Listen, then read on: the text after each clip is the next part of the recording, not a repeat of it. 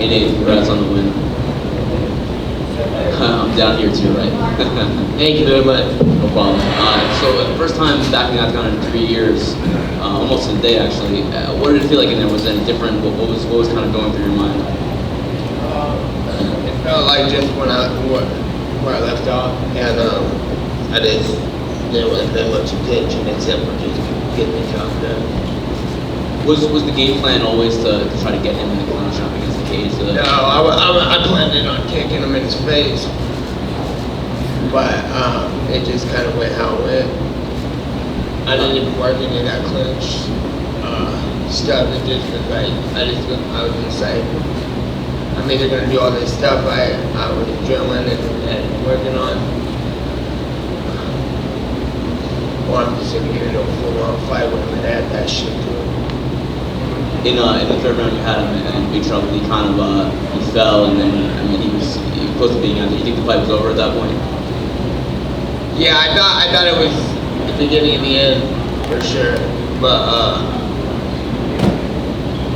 I just went in there to win. I warmed up in the back really good, and I was going hard, and then I kept going when I went out, and then I started fighting because I didn't want to. I know it was a 5-minute round fight, and my last couple fights were 5-minute rounds, so I wanted to go in there like my first round was my third or fourth round, and so I went in, and first minute in from the intensity and how long I was going, I was already tired, so I didn't have full juice to ease up and full on take them out. I felt like that's the way I had to approach the 3-round fight. Last thing for me, Dana was in here before, and he said that the last thing he thought you would say after the fight was calling out Jorge Masvidal. Why did you do that? Just because you got to recognize who's the best in this game, and it's not who they're saying it is, it's who I'm saying it is. It's the guys who've been in here for forever, and now are still on the top of the game. Like Pettis just knocked out Thompson, who was just fighting for the 170 title a whole bunch of times, and then he fights Pettis. Pettis just knocks his ass out real quick. Who's the real baddest dude in the 170 division? And then they were trying to pump up dude, and then Masvidal goes in there and knocks his ass out after he's been in here since I started fighting in 2004, I think. And then I think he's either been there right then or a little longer, and he just did that. So, and I just did that. So that's the best fighter to me, best martial artist who's still on top of the game. Like I said, I've been through waves of these guys.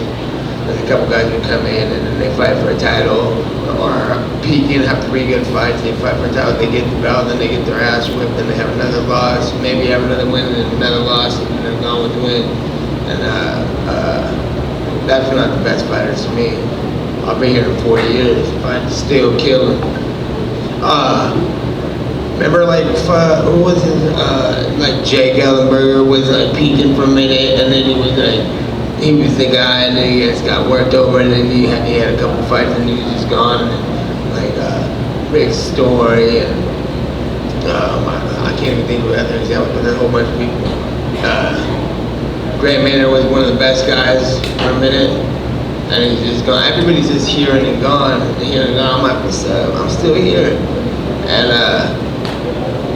those are the best fighters in the world to me. And it seems like Masvidal's interested in this fight. When ideally would you like to compete again? If everything works out right how it's supposed to work out, then I'll fight next month.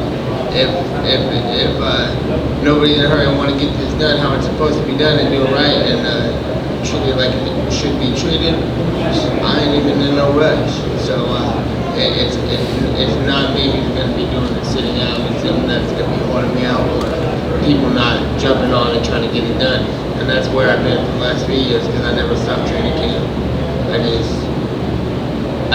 No one was showing any acknowledgement for being the best fighter in the world, which I am. Just like Masvidal, that's what I'm saying. Why ain't nobody fucking like, what? That's the guy to fight. He just beat the best guy, and he's been around doing this the whole time. So I'm into the best martial art.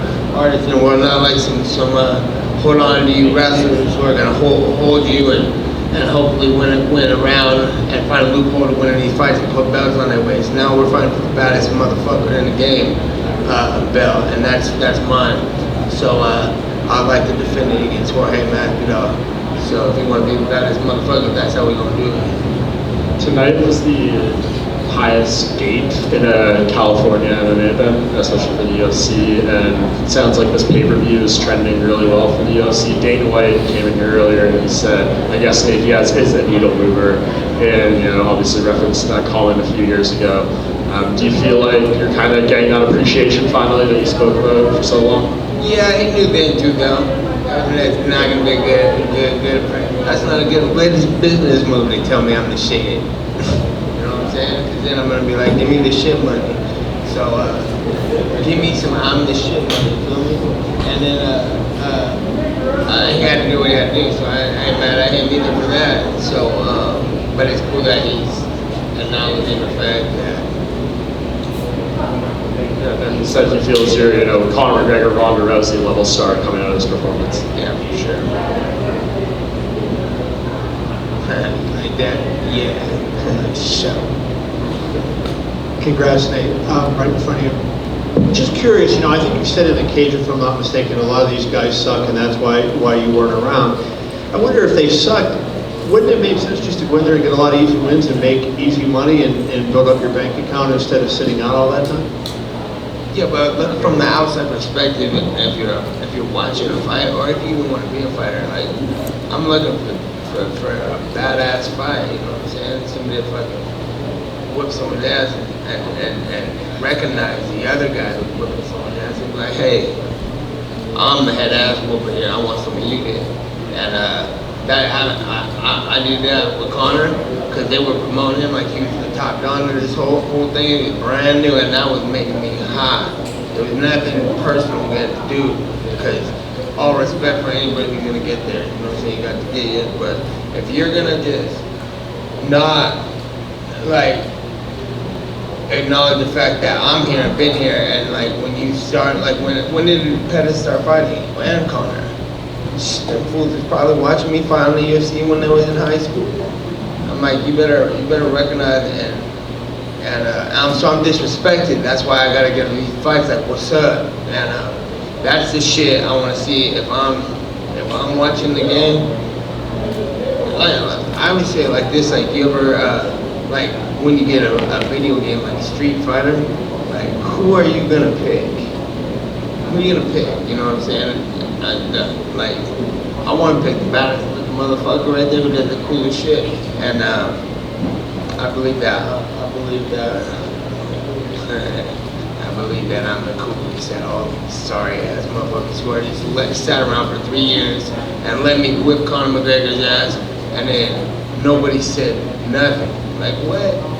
I would have been like, that's the best, baddest dude. He called out dude, he got the fight, he whipped him, and then they robbed him, and then, oh, he's out for 3 years. Like, why didn't somebody step up like, hey, if he's out for 3 years, get your ass back in the game, I'm gonna whip your ass. And then I'm like, oh, I got to step back in the game real quick and fight that guy, because I can't be going to the coffee shop and have somebody say, man, that guy said he's gonna whip your ass all the place. I'm like, no, he's not gonna whip my ass, that's why I'm gonna fight him.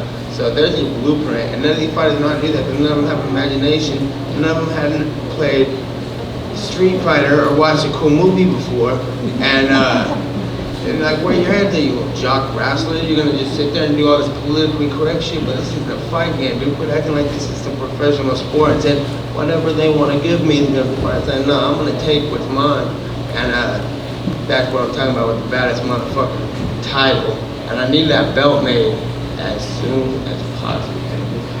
You're cocky, Nate.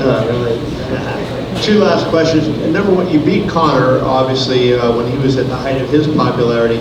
Do you think this win exceeds that because you were away for 3 years, and even though you mentioned you had never stopped training, you hadn't fought in 3 years and you beat a really good fighter? And two, Colby Covington was over there. I don't know if you heard, but the crowd was chanting, fuck you, Colby, and giving him a hard time. He was carrying a belt with him tonight. Would you consider fighting him at some point too? Who is it? Covington? What weight? Welterweight. I don't know if that is. So like, if we got somebody good to fight, that's who I want to fight. That's what I'm saying. That's what I'm saying. You got to do something. You've been here for 2 weeks and get a little hype show. I don't give a shit. Congratulations on your front. Thank you very much. So a lot has changed in your personal life since we last saw you fight, namely your daughter. And has being a father now changed the way you approach the fight, or just the way you think about the entire game? I've been a father for years, fathering all kinds of people.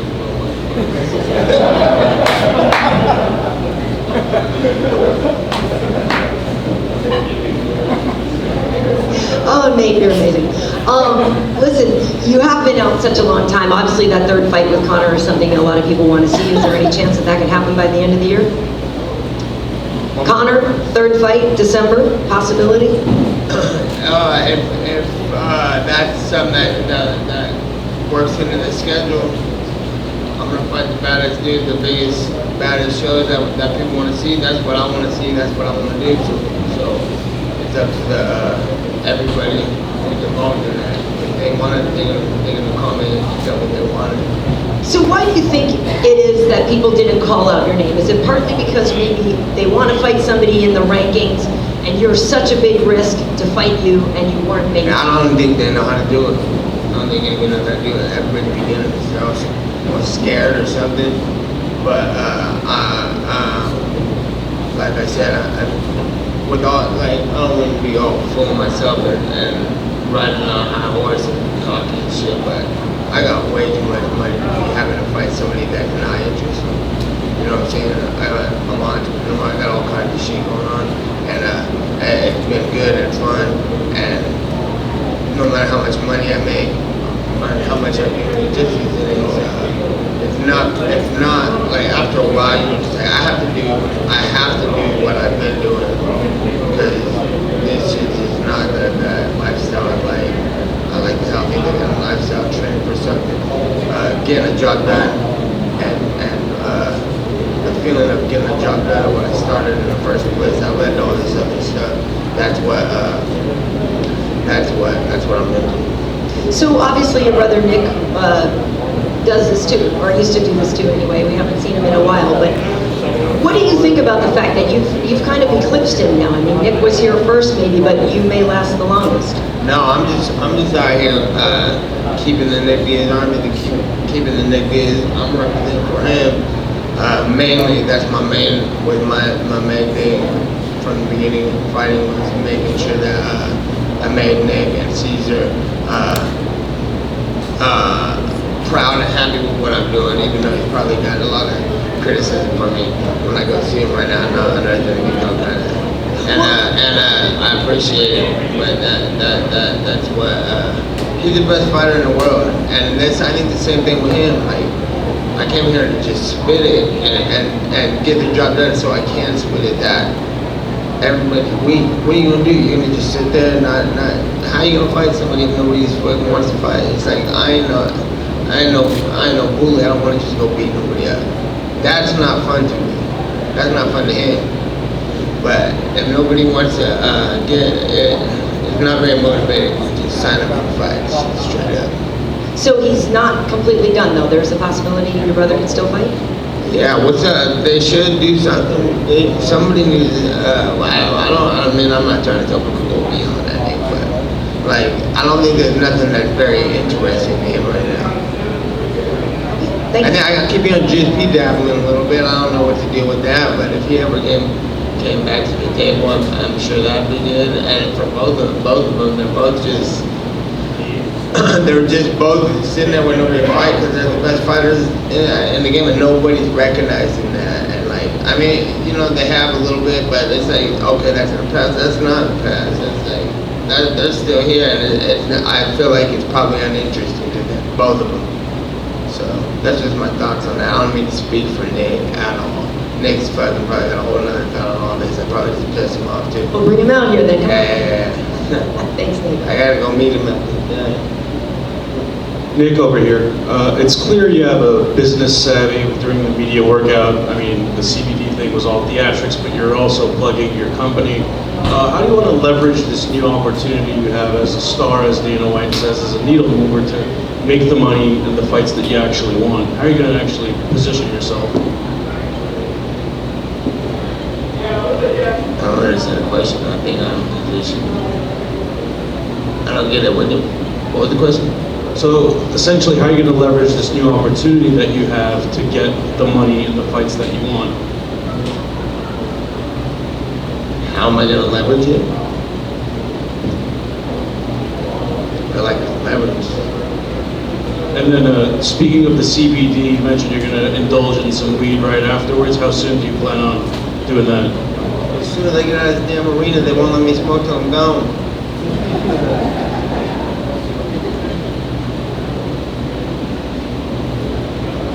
Hey, speaking of that, shout out to my boy Big Lon and the Taylor gang, because I've been hanging out with Big Lon, and I got a lot of good ideas from him and his team, for sure. Thank you everybody.